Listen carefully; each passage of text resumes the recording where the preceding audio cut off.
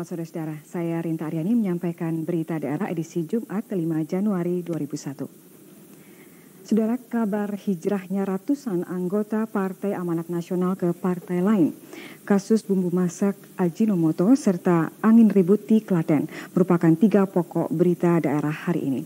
Berita seputar evaluasi angkutan lebaran serta pekan Syawalan juga masih kami sajikan, selain berita menarik 80 tahun pelukis Rustam Maji. Sedangkan rubrik wawancara menghadirkan Bupati Gunung Kidul Bapak Dr. Andes Yutikno. Saudara, kita ikuti berita selengkapnya.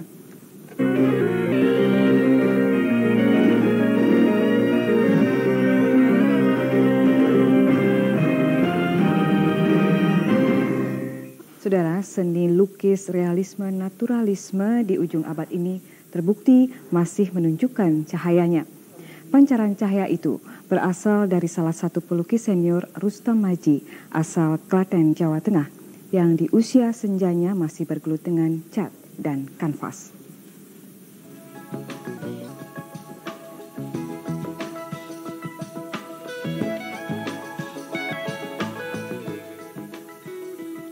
Dunia kanvas realis naturalisme yang digeluti Rustam Maji 80 tahun lalu tampaknya mampu merubah dunia lukis yang telah dianggap mati ketika modernisme melanda kanvas pelukis-pelukis Indonesia di pertengahan abad 20. Konsistenan Rustam Maji dengan gayanya itu lebih menonjolkan keluguan tanpa tercemari keglamoran dunia samping. Didasari filosofi dan konsep budi, yakni mendekatkan diri kepada Tuhan Yang Maha Esa, semua karyanya ia anggap hasil pemberian yang di atas. Setidaknya ratusan karyanya sejak tahun 1938 mampu membuka mata dan mendecakkan kekaguman setiap penontonnya. Kini tinggal Rustam Maji, salah satu pelukis senior daerah yang menasional itu, dinilai kartunis dari Kompas JM Sudarta sebagai sosok yang perlu ditauladani. Pak Rustam Maji itu bagi saya sosok yang langka, bukan saja mutiara dari Klaten, tapi dari mutiara dari Indonesia. Sekarang pelukis naturalistik, realis gitu, mungkin tinggal beberapa. Terakhir mungkin Pak Dullah, Pak Gambir Anom yang sudah almarhum. Sekarang Pak Rustam Maji yang dalam usianya 80 tahun ini, saya rasa perlu kita ingatkan lagi kepada kita kaum seniman bahwa masih ada tokoh seni lukis naturalistik yang masih setia kepada profesinya. Walaupun kini sudah termakan usia dan tidak berdaya, namun pancaran semangat masih saja menyelimutinya. Ketika ia menceritakan karyanya di tengah-tengah pameran tunggalnya yang digelar dari tanggal 4 hingga 19 Januari 2001 di tempat tinggalnya di Jalan Pramuka, Klaten, sedikit banyak mengandung makna hidup dari guratan dan sentuhan tanganan yang dihasilkannya.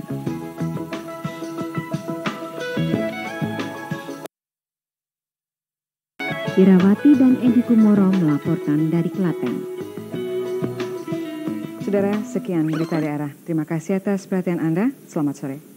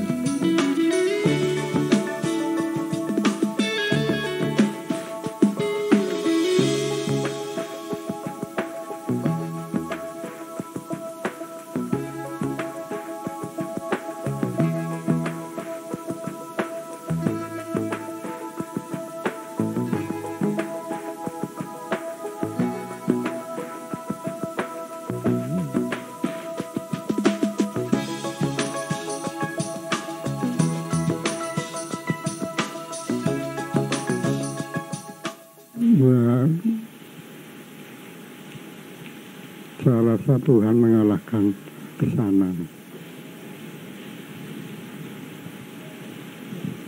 Kira-kira sudah berapa lukisan yang sudah dihasilkan? 3 lapisan lah. Ada yang lebih bermakna atau penting dari sekian lukisan ini tidak disebutkan?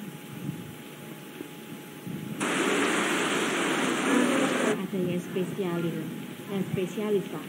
Pak Rustam. Lain-lain ya.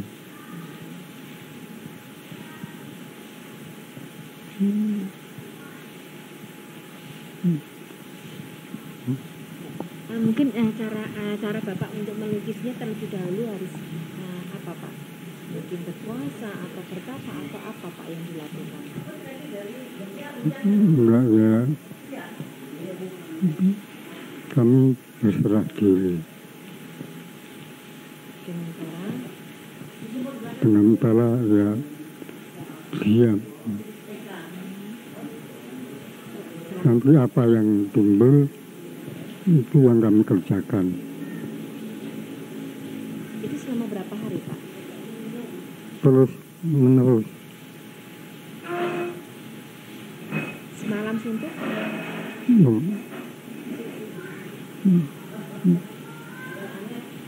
Bukan begitu. Perlu pakai puasa enggak Pak? Oh enggak. Cukup perhatian ke sana.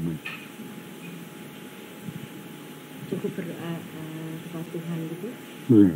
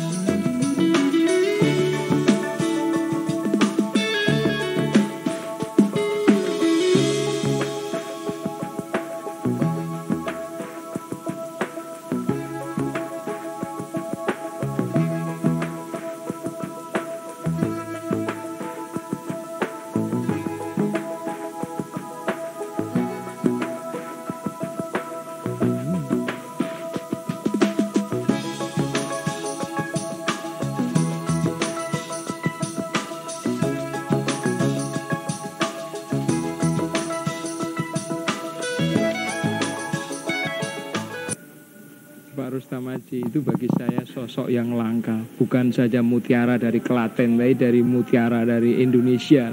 Sekarang pelukis naturalistik, realis gitu. Mungkin tinggal beberapa. Terakhir mungkin Pak Dullah, Pak Gambir Anom yang sudah almarhum. Sekarang Pak Rustamaji yang dalam usianya 80 tahun ini, saya rasa perlu kita ingatkan lagi kepada kita kaum seniman bahwa masih ada tokoh seni lukis naturalistik yang masih setia kepada profesinya. Melihat lukisan Pak Rustamaji itu bagaimana? Satu hal yang mungkin saya ingin mengatakan, Pak Rustamaji itu ibaratnya guru saya. Guru yang tidak pernah hadir di depan kelas. Karena sejak kecil saya memperhatikan beliau melukis. Saya suka ngintip pulang sekolah, saya ngintip di balik pagar. Dari beliau saya mendapat pelajaran bahwa dimanapun, apapun yang Tuhan ciptakan adalah keindahan semata, tidak ada lain. Sudut got yang kotor pun di lukisan beliau adalah keindahan. Ya, indah, mengharukan. Kadang-kadang ayam di kebun yang juga ada kotoran ayam, ada sabut kelapa kotor. Tapi dalam lukisan jadi sesuatu yang menyentuh perasaan kita. Ternyata keindahan Tuhan menciptakan di mana saja. Ya, itu yang membuka mata saya tentang keindahan. Yeah.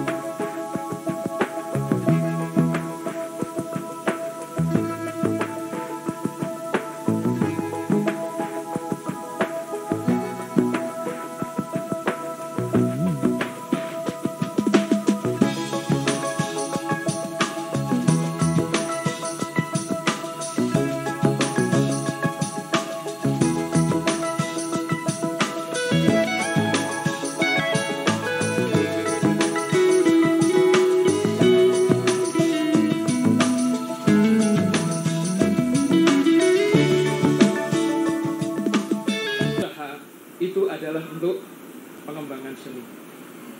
Juga 1% dari keuntungan perusahaan. Sehingga sekarang Kompas bisa dibilang menjadi sarana untuk yang berkesenian. Juga di Jakarta yang tentu saja Kompas juga punya pertimbangan bahwa Pak Rustam ini salah satu tokoh yang hadir kuat dalam, tidak pernah hadir di dalam kelas, tapi guru dalam perhatian saya. Karena pengalaman kecil di kesempatan saya membuka mata tentang semesta dan tentang Bapak Ibu semua yang hadir di sini untuk bisa memberi saksi meskipun sedikit usaha Kompas untuk ikut mengembangkan kesenian di Indonesia. Wassalamualaikum warahmatullahi wabarakatuh. Saya bawakan, namun nanti setelah acara pembukaan dengan ditandai pemungkulan beduk. Yeku wastani ira tinulisan nengki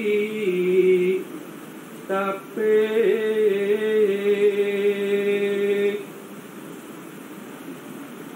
maksesi nengker tuku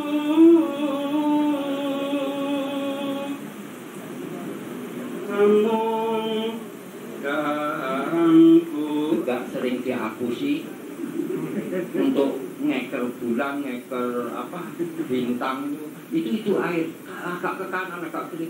Oh ya, ya di sana itu agak abstrak gitu. Memang warna-warni bagus dan itu juga boleh katakan lensanya atas permintaan panitia saya sangat hati untuk menabuh bentuk tanda resminya pameran.